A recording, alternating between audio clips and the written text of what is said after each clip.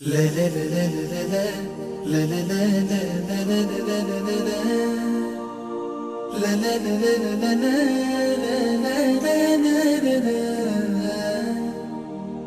व नसल्ली अला रसूलिल करीम अम्मा बाद।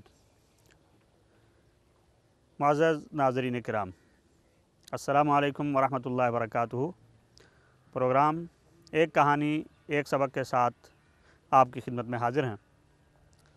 आज के इस प्रोग्राम में इंशाअल्लाह हम आपको एक अच्छा और ख़ूबसूरत सा सबक का मौज़ू वाक़या सुनाएंगे और उसके बाद उससे मिलने वाले सबक का तज़किरा करेंगे। इस दुनिया में तमाम इंसान मुख्तलिफ़ वजूहात की बुनियाद पर परेशान रहते हैं और ये परेशानी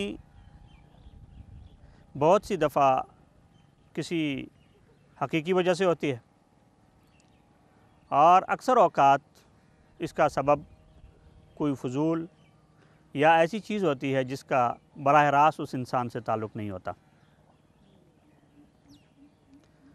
लेकिन जब इंसान उसको अपनी परेशानी बना लेता है तो वो परेशानी बन जाती है।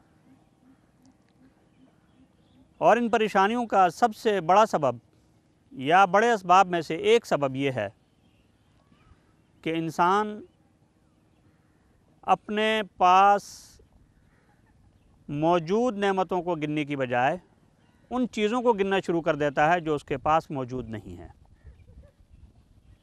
मसलन एक आदमी हट्टा कट्टा सेहतमंद है तो वो अपनी सेहत और अपनी हालत के ऊपर शुक्र करने की बजाय ये सोचता है कि फ़लाँ तो बहुत बड़ा पहलवान है और मैं वैसे ही मरियल सा आदमी हूँ। एक आदमी जिसके पास साइकिल है वो ये सोचना शुरू कर देता है कि मेरे पास साइकिल है और फ़लाँ के पास मोटरसाइकिल है, उसके पास क्यों है। इसी तरह से मोटरसाइकिल वाला ये सोचता है कि मेरे पास मोटरसाइकिल है और फ़लाँ के पास गाड़ी है, उसके पास क्यों है। गाड़ी वाला ये सोचता है कि मेरे पास ज़रा अदना सी गाड़ी है और फ़लाँ के पास इतनी आला गाड़ी क्यों है।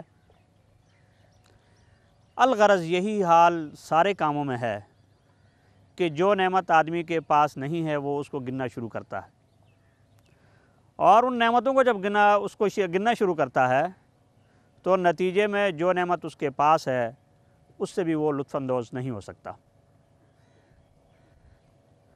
अगर यही साइकिल वाला नीचे देखता और ये कहता कि फ़लाँ आदमी पैदल चल रहा है, मैं तो साइकिल पे हूँ, तो उसको यकीनन उससे खुशी होती कि मेरे पास साइकिल है। मोटरसाइकिल वाला के नीचे देखता और वो ये कहता कि फ़लाँ तो साइकिल पे जाता है, उसको टांगें चलाना पड़ती हैं, पेडल मारना पड़ता है, और मैं तो मोटरसाइकिल पे हूँ, बैठा उसको स्टार्ट किया और गाड़ी जा रही है, तो यकीनन उसको उस पर बहुत ज़्यादा खुशी होती। इसीलिए इसी तरह अगर एक आदमी जो सेहतमंद है वो मरीज़ को देखता, बीमार को देखता और ये कहता कि वो तो बीमार है, उठ नहीं सकता, चल नहीं सकता, और मुझे अल्लाह ने सेहत दी है और मैं बहुत अच्छी तरह चल फिर सकता हूँ, सारे काम कर सकता हूँ, तो यकीनन उसको खुशी होती और वो अपने अंदर एक खुशी महसूस करता। आइए इसी बारे में शेख सादी का एक वाक़या सुनते हैं। और शेख सादी को कौन नहीं जानता कि जिनको हिकमत वाले अदब में या हकीमाना अदब में बहुत बड़ा मकाम हासिल है और उनकी किताबें गुलिस्तान और बोस्तान सारी दुनिया में मशहूर हैं। शेख सादी कहते हैं कि मैंने बहुत मुश्किलात देखी हैं और बहुत से कठिन हालात से गुज़रा हूँ, लेकिन कभी भी मेरे दिल के अंदर मायूसी नहीं आई।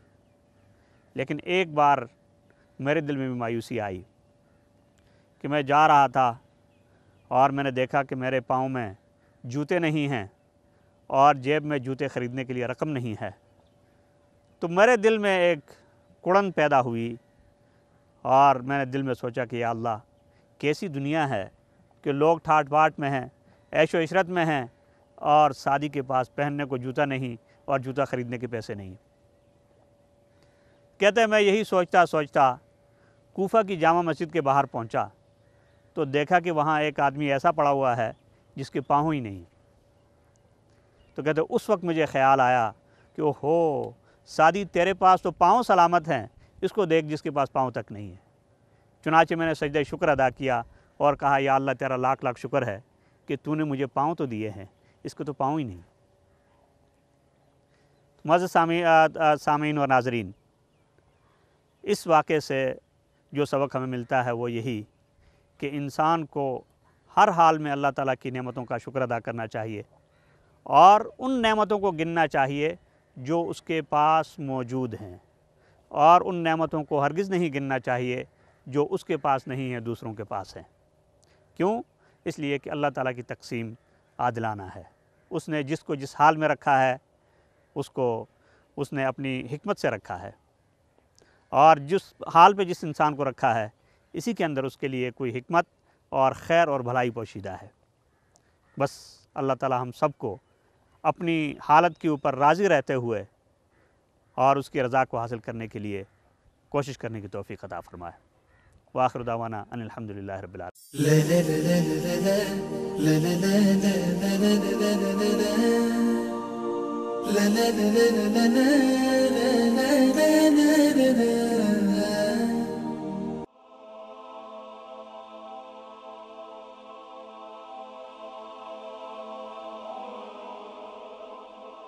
ایمان کی کرن، ہدایت کی شمع، وصال اردو۔